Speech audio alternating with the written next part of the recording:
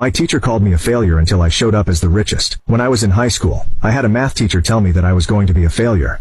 I spent my time in high school trying to make multiple business models work. I told my teacher my dreams of owning a business, but she told me I should stop focusing on things that won't benefit me in the future. It never really bothered me until she humiliated me in front of everybody. I was always bad at math and she called on me to answer a math problem. I answered, but my answer was wrong. I then proceeded to tell her that I didn't know the answer. She then rolled her eyes and said that if I wasn't too busy trying to start a business, then I would have gotten the question correctly. I apologized and went back to my seat quietly. She then proceeded to make an example out of me to the class, telling everybody that if they don't study, then they'll end up being a failure like me.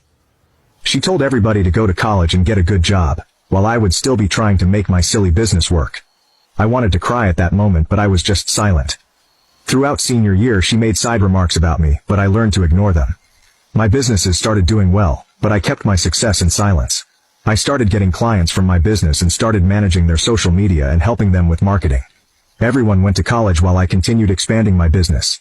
I started coaching other people and buying cars to rent out. By the time I was 20, I had already become a millionaire. I didn't meet that math teacher again until I had to drop off some things for my little brother at the same high school. He had a club meeting after school and asked me to drop off pizza at his meeting. He told me to go to room 12, and to just knock when I arrived. As I knocked on the door, my brother opened it and told me to drop the food on the table.